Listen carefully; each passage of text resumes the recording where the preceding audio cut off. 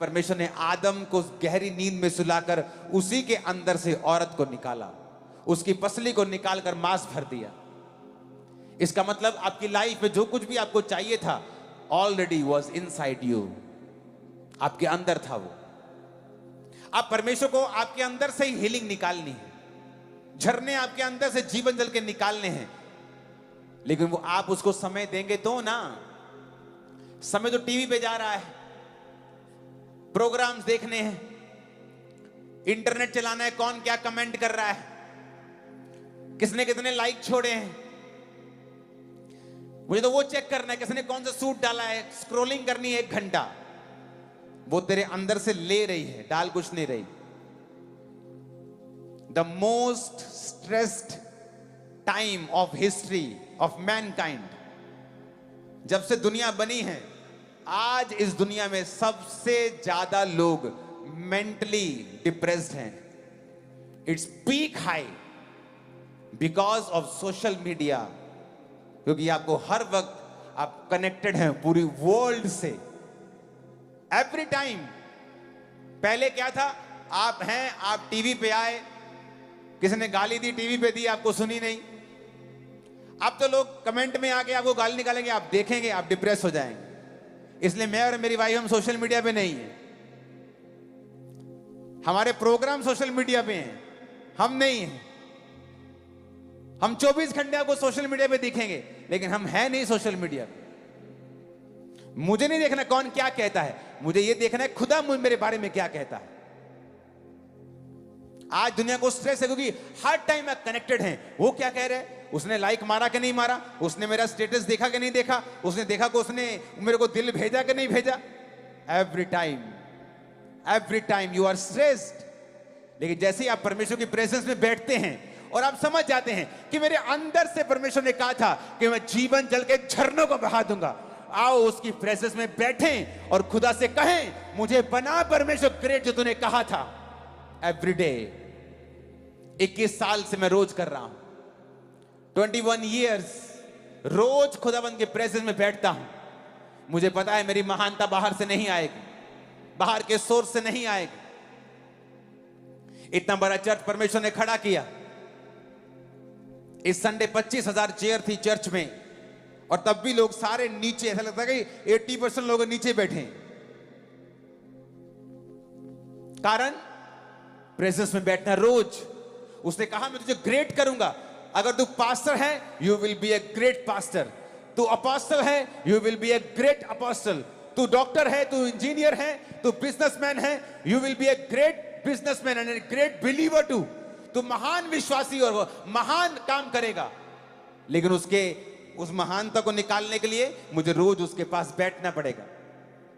Phone त्याग के, TV त्याग के उसके पास बैठना पड़ेगा कि परमेश्वर, ये बुलाहट मेरी थी और आप लेट कर रहे हैं उसको। आपने घर में फोन लाए, सिम लाए, और आपने फोन रख दिया और सिम रख दिया। आपने ना फोन ऑन किया ना सिम ऑन किया। आपकी बात नहीं होगी किसी से। वही हाल लोगों का है, अपनी बुलाहट को साइड पे रखा हुआ है और टीवी ऑन किया हुआ है।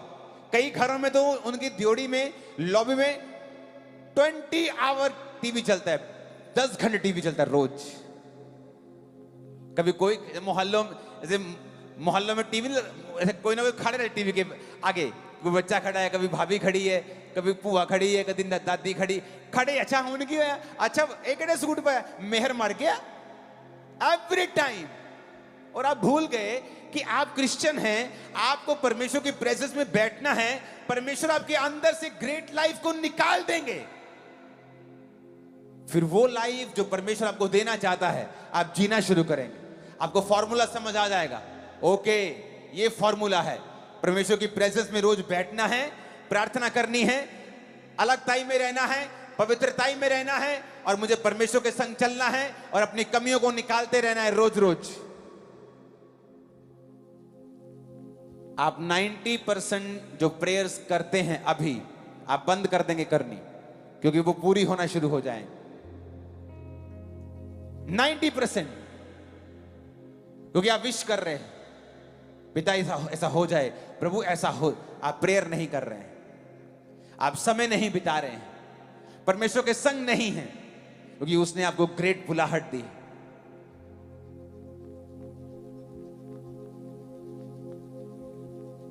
आपको डरना नहीं है। अब्राहम डरा और शर्मिंदा हुआ। आपको पेशेंस भी रखना है कि 24 साल बाद भी परमेश्वर कह रहा है बेटे सिद्ध हो जा। ठीक है प्रभु। और वचन कहता है कि 24 साल बाद उसे यकीन हो गया था कि अब मेरा बेटा नहीं होगा, तब भी वो खुदा के साथ वफादार था। आपको 2 साल पता लग जाएगा आपको हीलिंग नहीं होगी, आप चर्च जाना बंद कर देते हैं, आप फास्टिंग बंद कर देते हैं।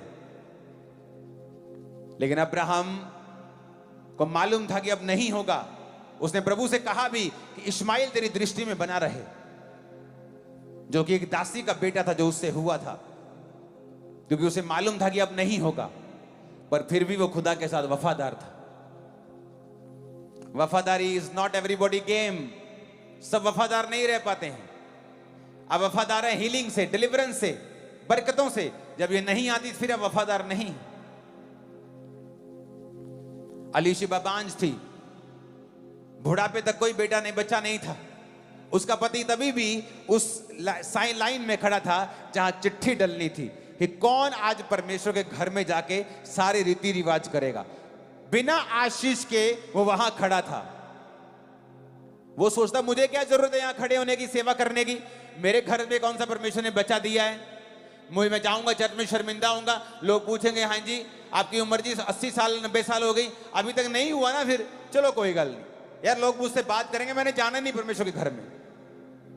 पर वचन कहता वो वहां मौजूद था। वो चंगा करे ना करे वो आपका परमेश्वर है, ब्लेस करे ना करे वो आपका और मेरा परमेश्वर है। आमीन ऊंचे वाला चाहिए चर्च। वफादार था अब्राहम। ग्रेट बनना है तो सब कुछ छोड़ के उसके पीछे हो जाओ। ग्रेट बनना है,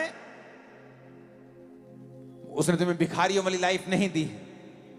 रोने के लिए नहीं बुलाया तुमको, डिप्रेस होने के लिए अपने पास नहीं बुलाया, संघर्ष करने के लिए बिल्कुल नहीं बुलाया उसने तुम्हें अपने पास। अगर तुम्हें ब्लेसिंग लेनी है तो तुम्हें एक काम करना पड़ेगा, सब कुछ छोड़ के खुदा के पीछे होना पड़ेगा। अपनी बुद्धि का त्याग करके परमेश्वर की बुद्धि को अपनाना पड़ेगा।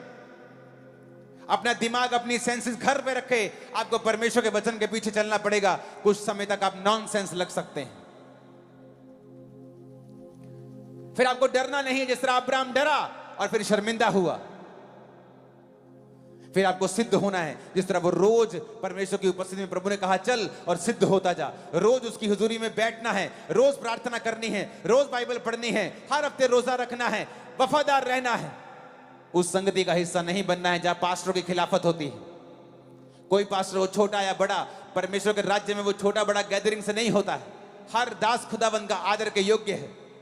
जहां कोई भी दास हो उसके खिलाफ बातें हों। यहां तो कुछ ऐसे मूर्ख भी हैं जो पुलपट से दासों की खिलाफत कर जाते हैं, अपने आप को दास कहते हुए भी। एक असली दास ये काम नहीं करता है, क्योंकि उसे पता है वो अब्राहम के वंश का है। अगर तुम अब्राहम के वंश को कोसोगे तो बाइबल कहती है तुम पर श्राप आएंगे। अब्राहम ने गलती की और उसने डर के झूठ बोला। तुमको उसका न्याय करने के लिए नहीं बोला, परमेश्वर उसका न्याय अपने आप कर देगा। वो अब्राहम को अपने आप सीधा कर देगा, लेकिन तुमको उसका न्याय करने के लिए नहीं बोला। मूसा ने गलती की, वचन कहता है, और मरियम और हारून को परमेश्वर ने कोड़ी कर दिया। उसने कहा उसने गलती की, मैं सीधा करूंगा, तुम्हारा काम नहीं बोलने का। जबकि वो भी प्रॉफिट्स थे, वो भी नबिया थी, हारून एक नबी था। क्योंकि विश्वासियों का हमारा काम नहीं है एक दूसरे की खिलाफत करना, हमारा काम है अपनी बुलाहट की ओर ध्यान देना। मूर्ख लोगों का काम होता है कि दूसरे की थाली में क्या है, अपनी थाली बेहतर कर। मूर्ख अपनी थाली, अपने आप को बेहतर कर, दूसरों पर ध्यान देना बंद कर दे। अपने आप को बेहतर कर, अपनी बुलाहट पे ध्यान दे। परमेश्वर ने तुम्हें ग्रेट होने के लिए बुलाया है, एक ऑर्डिनरी लाइफ के लिए नहीं बुलाया है।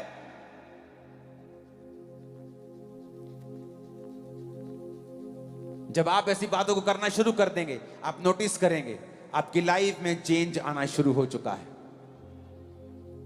नोटिसेबल चेंज, नोटिस होगा चेंज। आपको मालूम होगा कि फाइनेंस में, मेरे बिजनेस में, मेरी जॉब में कुछ फर्क है, मेरी फैमिली में फर्क है, मेरे माइंड में, मेरी स्पिरिट में फर्क है। वो फर्क नहीं है, वो शुरुआत है। वो मुट्ठी भर बादल है, जल्दी काली घटाओं में बदल जाएगा इन जीसस ने। आमीन। साथ चाहिए और बड़े चाहिए चर्च।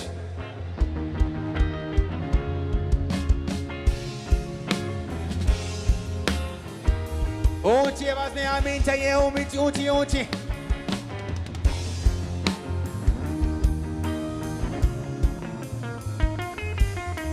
Hallelujah, hallelujah.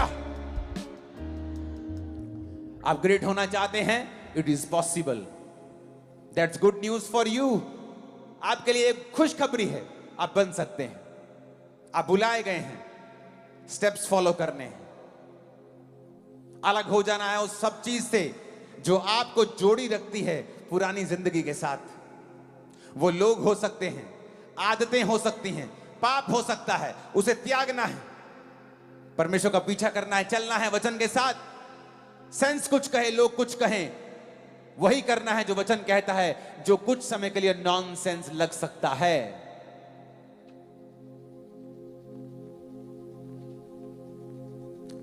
अब्राहम को बहुत दिमाग लगाना यार, तू अपना इतना बड़ा बिजनेस है तेरा, इतना बड़ा सेटअप है तेरा, सरकारों में तेरा सेट है, यहां सेट है, सब सेट है, बिजनेस छोड़ के कहां जा रहा है तू? कौन सा परमेश्वर? क्या वो इस देश में काम नहीं करता क्या? तुझे घर छोड़ के क्यों जाना है? पिता के घर को छोड़ के क्यों जाना है तुझे? सेंस ज्यादा यूज करोगे तो परमेश्वर को मिस कर दोगे। सेंस वहां यूज करो जहां परमेश्वर ने करने के लिए बोला है आपको। लेकिन जब परमेश्वर का वचन आता है तो उसने कहा है मुझे फॉलो कर, फॉलो मी।